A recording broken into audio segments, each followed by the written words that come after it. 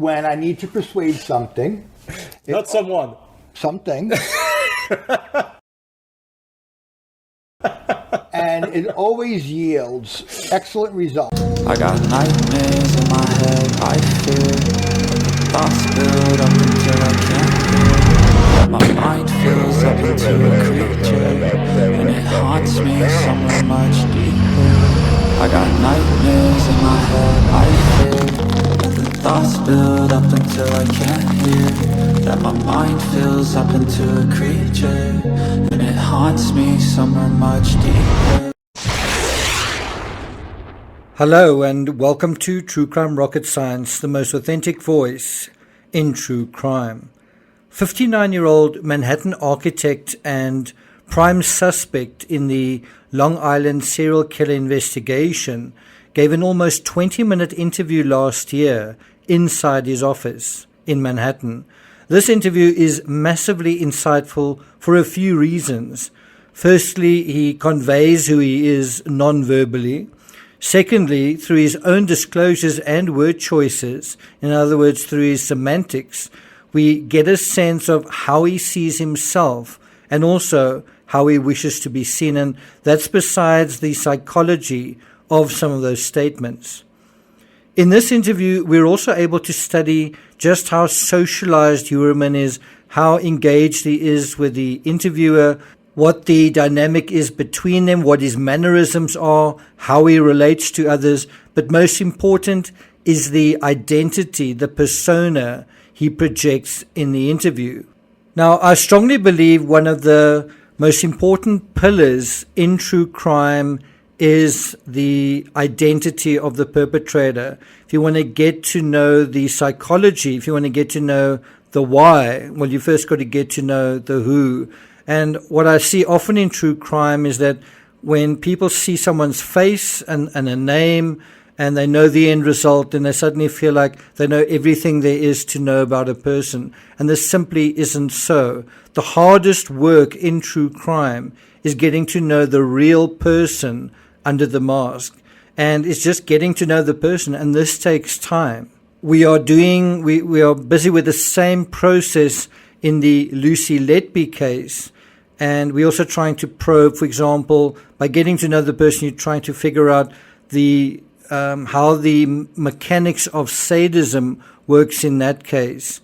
And so if you're not sure how it works in this case, and you see how it works in that case, or vice versa, if you're not sure how it works in that case, and you understand how it works in this case, you're able to sort of figure it out in that intertextual sense.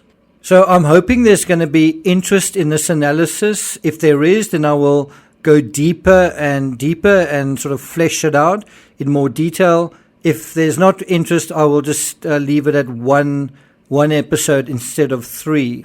So in this first episode, we're going to basically gloss over, first of all, my overall impressions, and obviously these are subjective.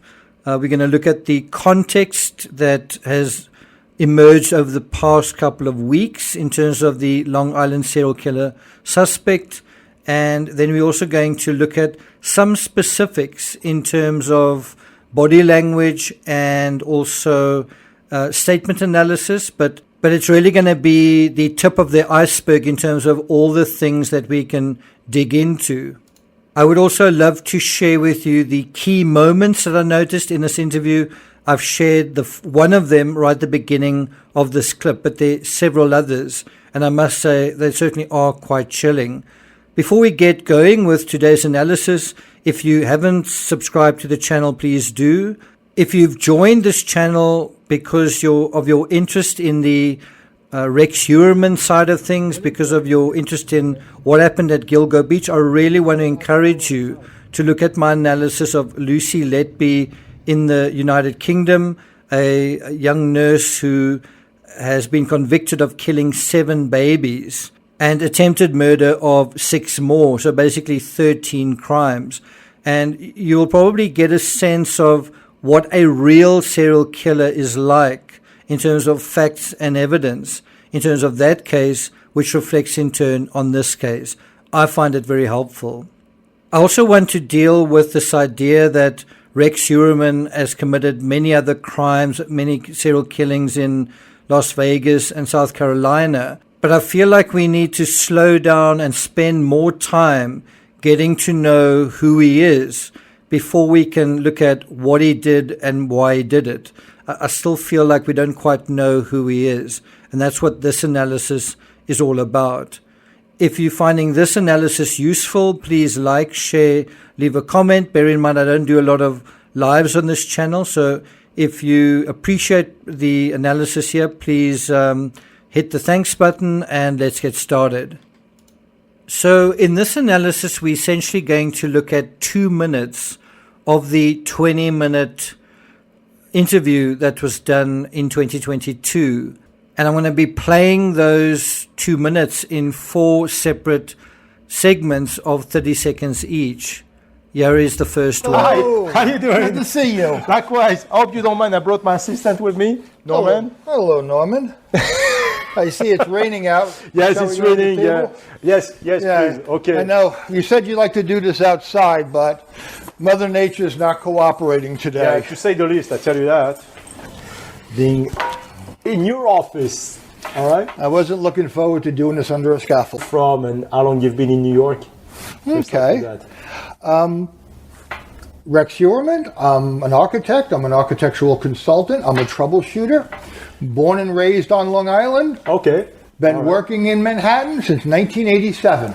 Oh, wow. Very long time. Okay. So, understanding that you're kind of a facilitator with the Department of Building, is that correct? But please tell us. That's correct, but much more. Okay. What That's I a much do- more I'm interested. I do troubleshooting, architectural troubleshooting, and negotiations with the building department. Okay. What I mean by that is, do we do the standard stuff with the building department? Handle your filings. I have other clients who are a lot of other architects, and we'll handle their interactions with the building department, Yeah. especially out of city architects because they're a little afraid of the city. And Tough city. when a job that should have been routine Yeah. suddenly becomes not routine, Yeah. I get the phone call. Gotcha. Whether it's an old building and they need somebody that understands and can maneuver the 1938 building code or the current building code. You look surprised when I say 1938 Yeah, building code. 1938 building. Yeah. I've actually used the 1901 old tenement laws here in the Interesting. city of New York, and you can legally do so. Oh, wow. That's one of the little things that That you do. people don't always understand when it comes to building codes. Yeah. They never read the administrative section. Now, obviously, when we're doing this kind of analysis, when we're doing statement analysis and body language, it really is about vigilance. You've got to be sensitive, you've got to be perceptive, you've got to be intuitive, you've got to pay attention to details, you've got to think critically, but you've also got to see the woods for the trees. You've also got to see the bigger picture. And I want to show you how we do both of these simultaneously. So my overall impressions, as I say, when we drill into the details of this interview, going through it step by step, moment by moment, minute to minute, was, well, my first impression was firstly that I thought it was filmed inside his office on West 36th Street. And I say this because I feel like I recognize the street that the host opens up on. It's a one-way street with plenty of scaffolding on both sides. That is not the case on Fifth Avenue. Fifth Avenue is also not a one-way street as far as I remember. Secondly, I was astonished that a Manhattan architect in one of the most incredible urban landscapes I've ever been in, one of the most astonishing urban landscapes on earth, could be so utterly boring. As some of you know, I was in Manhattan a few weeks ago walking the very sidewalks Heuermann walked to and from work every day, also the same sidewalks where he was arrested. And it's tough for me to imagine anything dull about the vertiginous coliseums, these incredible canyons that is the space, this incredible space that is Manhattan. especially from an architectural perspective, this is perhaps the most varied and exciting landscape on earth. And yet, Heuermann himself is as dull as dishwater. At no point do I get a sense of love or excitement or even affinity for urban design or the sense of creating spaces. It's often a very exciting topic. He says at one point that he's an artist, but I don't intuit an artistic bone in his body. That's my impression. I don't really get a sense of someone who's gifted, a gifted architect in terms of his home, the outside of his home, or the inside of his home, or from the man himself, or even the inside of his office. I studied the history of architecture at university. My father is a builder and my sister is a qualified architect. So, I'm just saying there feels like there's a bit of a mismatch in this guy's personality and even just in his attitude to the culture around him and the environment around him. So the route Heuermann took in this interview to discuss mind-addling building codes, that's really what the interview is about, I think reveals a lot about just how anal his disposition is. And when I use that word, I'm referring to the psychological aspect when we talk about being anal in a meticulous way, being fixated in a sense on certain things. This idea of an anal disposition where you are preoccupied with details and careful, supervision of codes and precision in that context. Meanwhile, the person himself isn't particularly neat or tidy. His home isn't particularly neat or tidy, but his focus is on tidying up, I guess, building codes, technical things. So it's a kind of an untidy person who's getting really technical in a particular sense. Thirdly, Heuermann's office is likely a functional space, but there's nothing creative, interesting, or inspiring about it. It's a dull space that doesn't seem to echo the crisp website, which of course, like the original interview, has since been taken down. Now let's go to context. Although I don't think there's anything wrong with doing statement and body language analysis early on, you've got to start somewhere. But without having the proper context, our insights are always going to be limited and subject to revision. So, if you do statement analysis or body language analysis very early on, I think you've got to be aware that it's going to need to be updated. So what you say in the beginning shouldn't be gospel, and you should know that. So in other words, what I mean is you can't do meaningful superficial analysis without any foundational knowledge. And I see this going on a lot in true crime.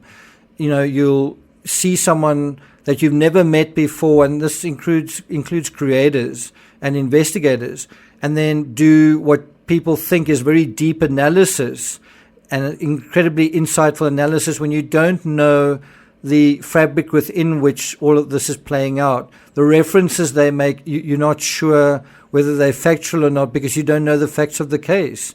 You don't really know who they are, and you don't know what world they live in.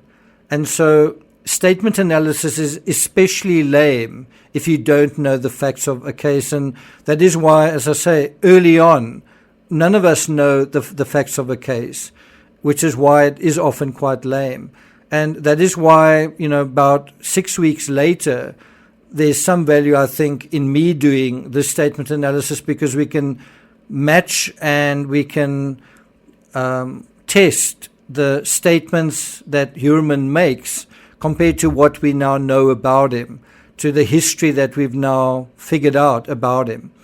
So clearly our knowledge base on Heuermann has expanded enormously since this video interview emerged and did the rounds over a month ago. For example, we've gotten very close-up views not only of the outside but also the inside of Heuermann's home. So how is that for perspective? You've got this guy who lives in this dilapidated structure, which resembles a junkyard in some images. But the man who lives here seems to think that he can put a nice sort of ironed, crisp shirt on, perhaps also a suit, and suddenly in front of the camera, now he's someone else. Now he's a professional. Now he's a respected member of the Manhattan elite, I guess. Does this sound familiar? You know, we know that the man in the Manhattan office is all about standards, rules, and codes, while he's also all about breaking them while in the comfort of his own dilapidated home. In other words, we've got to think about what he's doing when he's not at work enforcing codes of conduct on others. And think about this idea of enforcing codes of conduct on others in a sexual sense. And so what is he doing when he's not doing his work? Well, he's suspected of cheating on his wife and family with prostitutes, allegedly torturing and killing some of them. In other words, his work is neat and respectable, if anal and dull, while some of his secret extramural activities allegedly are meaty, sweaty, and sadistic. And so the question also arises, where does the sadism come from? What do you think the answer is to that? He's also a hunter with an arsenal of guns in his basement, an arsenal large enough to take down a small herd of stegosaurus. His wife, who divorced him over just the past few weeks, also gives us another impression of the man in the interview. If he is fussy in work, in his private life, his standards seem, well, kind of different. Now, in terms of his buddy-buddy interview, Heuermann seems to see himself as confident, charismatic, and in control. Meanwhile, we know at school he was unpopular, awkward, a kind of mommy's boy outcast who couldn't get a girl. Interestingly, thanks to an array of questions from the host, Heuermann does reference more than a few touchstones close to home, and for that matter, his past. Let's take a look. Beautifully. Okay, great. So you would be kind of that kind of hammer for your business? That's what you're saying? If that doesn't exist, that's what you would be? Sometimes I have to be the heavy framing hammer. The heavy framing hammer. Other times I'm the lightweight hammer just to nudge things along. All right. I guess it's a hammer. We got it.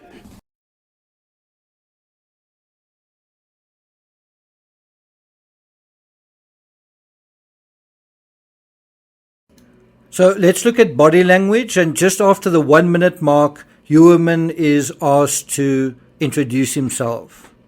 And so do you see he's trying to create an impression of openness. He seems kind, magnanimous, generous even.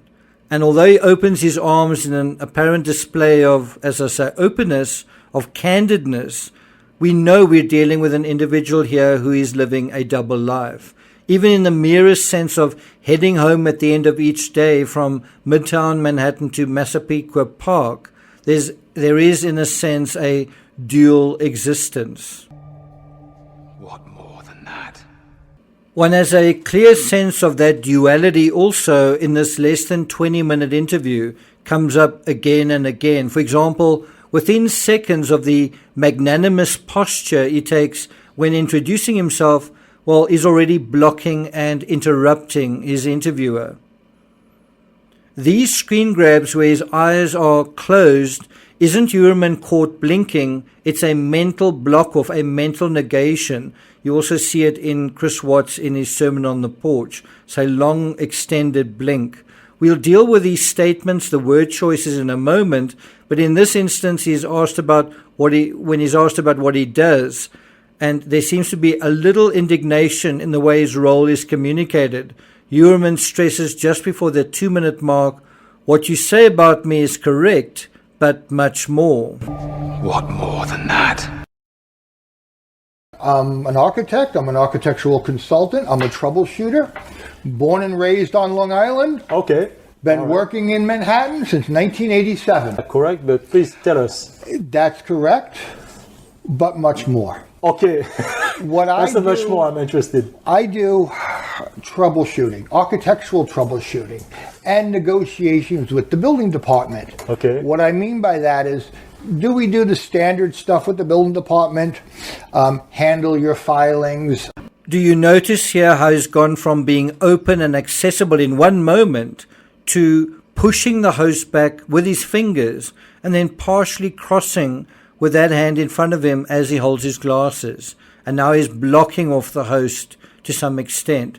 Now that same blocking that you see with his hands, he does with his eyelids, and he does it several times. One also notices here how the host is trying to be affable, perhaps trying too hard to be affable, whereas Heuermann doesn't smile or laugh back, mirroring the host, which is what maybe many of us would do, but instead interrupts him saying, what I do is X, Y, Z.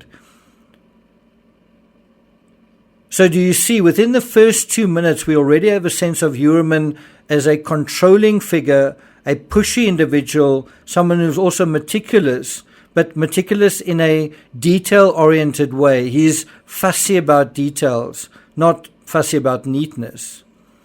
From what I've read elsewhere, I was also surprised to find his office as messy and cluttered as it appears, even in a puff piece meant to sing the praises of his business. Once again, it's a boring, flat space within the soaring metropolis that is Manhattan. There seems to be zero design, zero art or even color elements in an office covered in paper files. And I've got to say, when I stayed in Manhattan, I was literally across the road in a hotel which had art on its walls and felt like a better space, a better design space than his office. It's not the sort of slick, inspiring space that one imagines when one thinks of architecture. And what I think this suggests is Heuermann isn't a slick, inspiring individual either. He isn't a very creative architect in the classical sense. And I think that is a very important insight. And the question that then arises is, what does that mean? The fact that he does a job, but he's actually not really cut out for it.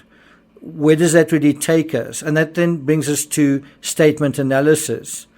There are a couple of aphorisms I want to point out here. One of them is what he says in the first 44 seconds. He says, Mother Nature isn't cooperating today. Okay. I know you said you like to do this outside, but Mother Nature is not cooperating today. Yeah, to say the least, I tell you that.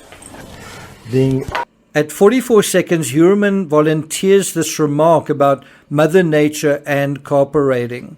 It's important to bear in mind when people talk, when you talk, when I talk, we can choose from an almost infinite variety of words, phrases, symbols, idioms. But we choose the ones we choose because they are what is brimming in our hearts and minds. Pay attention to that, and you can gain a lot of insight into the people around you or even into yourself. You know, what are you preoccupied with? And should you be as preoccupied with what you're so preoccupied with? I also find when I do statement analysis that the best insights typically come in the unguarded, off-script moments at the beginning and near the end.